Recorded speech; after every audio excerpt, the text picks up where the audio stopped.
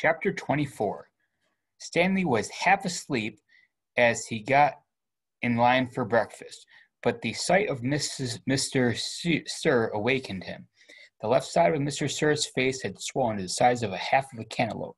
There were 3 dark purple jagged lines running down his cheek where the warden had scratched him. The other boys in Stanley's tent had obviously seen Mr. Sir as well, but they had good sense not to say anything. Stanley put a carton of juice and a plastic spoon on his tray.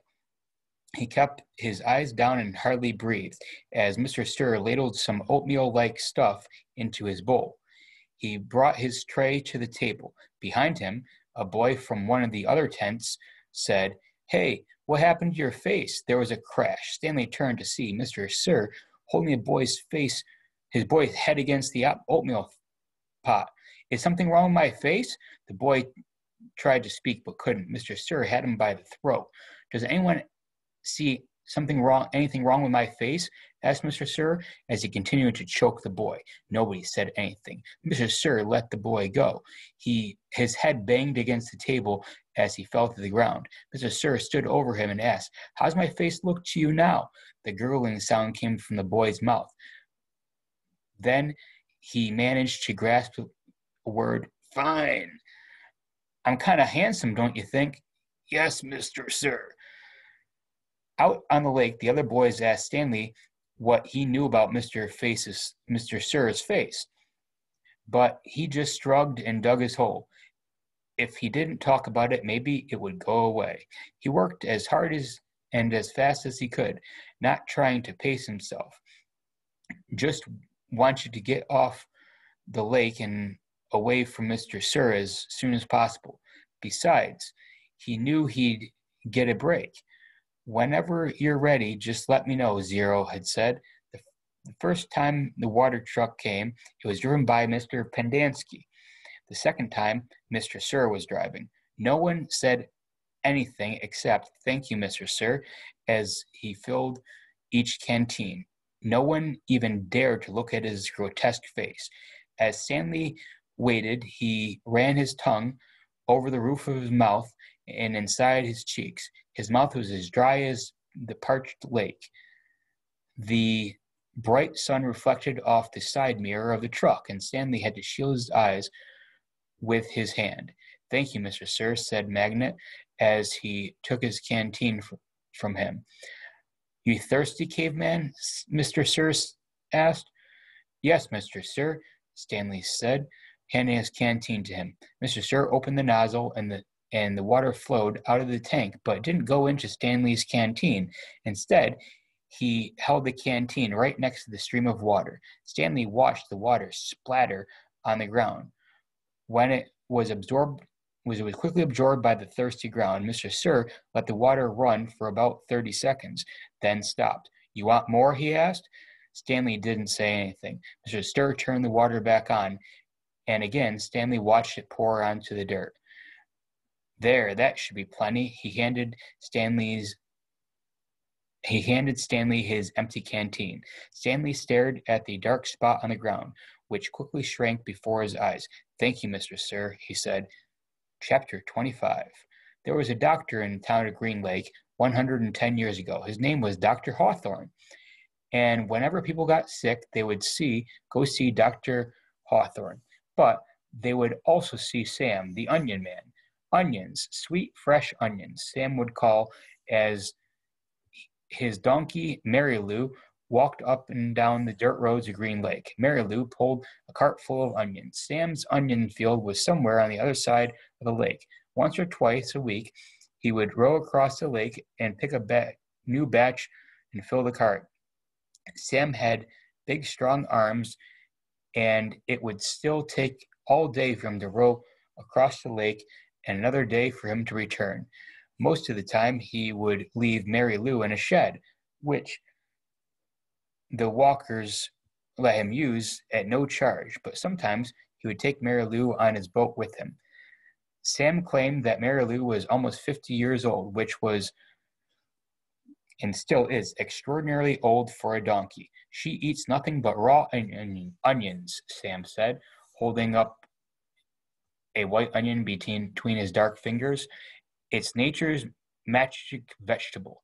If a person ate nothing but raw onions, he could live to be 200 years old. Sam was not much older than 20, so nobody was quite sure that Mary Lou was really as old as he said he was. How would he know? Still, nobody ever argued with Sam, and whenever they were sick, they would go not only to Dr. Hawthorne but also to Sam. Sam also gave Sam advice: eat plenty of onions. He said that onions were good for digestion, the liver, the stomach, the lungs, the heart, the brain. You don't believe me? Look at old Mary Lou here. She's never been sick a day in her life. He also had many different ointments, lotions, syrups, and paste, all made out of onion juice and different parts of the onion plant. This one cured asthma. This one cured warts and pimples. Another one, remedy for arthritis. He even had a special ointment which he claimed would cure baldness. Just rub it on your husband's head every night while he's sleeping, Mrs. Collingwood, and soon his hair will be as thick and long as Mary Lou's tail. Dr. Hawthorne did not resent Sam. The folks of Green Lake were afraid to take chances. They would get regular medicine from Dr. Hawthorne and onion concoctions from Sam. After they got over their illness, no one could be sure, not even Dr. Hawthorne, which of the two treatments had done the trick. Dr. Hawthorne was almost completely bald. In the morning, his head would smell like onions. Whenever Catherine Barlow bought onions, she always bought an extra one or two and let Mary Lou eat them out of her hand. Is something wrong? Sam said to her one day as she was feeding Mary Lou. You seem distracted.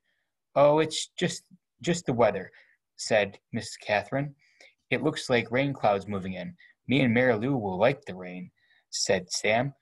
Oh, I like it fine, said Miss Catherine, as she rubbed the donkey's rough hair on top of its head. It's just that kind of roof leaks in the house. It's just that the roof leaks in the schoolhouse. I can fix that, said Sam. What are you going to do? Catherine joked. Fill the holes with onions? Sam laughed. I'm good with my hands, he told her. I built my own boat. If it leaked, I'd be in big trouble. Catherine couldn't help but notice his strong, firm hands. They made a deal. He agreed to fix a leaky roof in exchange for 6 jars of spiced peaches. It took Sam a week to fix the roof because he could only work in the afternoon after school let out and before night classes began. Sam wasn't allowed to attend night classes because he was a Negro, but they let him fix the building. Miss Catherine usually stayed in the schoolhouse grading papers and such.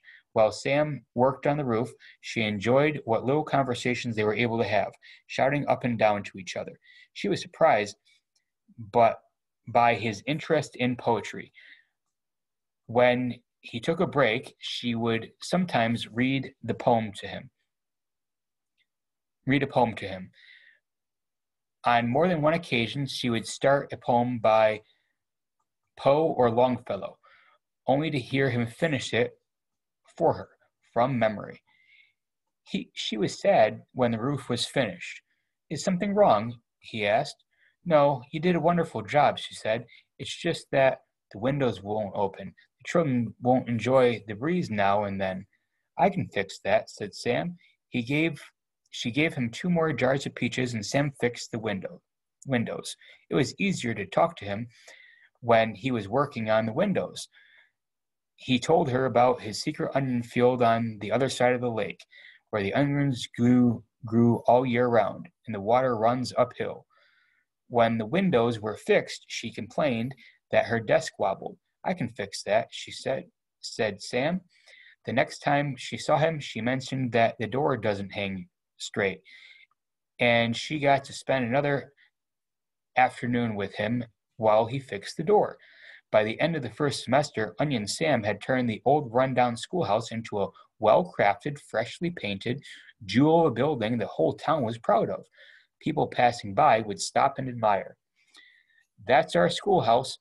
It's how much we value education here in Green Lake. The only person who wasn't happy with it was Miss Catherine. She'd run out of things that needed to be fixed. She sat at her desk one afternoon, listening to the pitter-patter of rain on the roof. No water leaked in the classroom except for a few drops that came from her eyes. Onions. Hot, sweet onions, Sam called out in the street. She ran to him. She wanted to throw her arms around him, but couldn't bring herself to do it. Instead, she hugged Mary Lou's neck. Is something wrong? He asked her. Oh, Sam, she said, my heart is breaking. I can fix that, said Sam. She turned to him. He took hold of both of her hands and kissed her. Because of the rain, there was nobody else out in the street. Even if there was, Catherine and Sam wouldn't have noticed. They were lost in their own world. At that moment, however, Hattie Parker stepped out of the general store. They didn't see her, but she saw them. She pointed her quivering finger in their direction and whispered, God will punish you.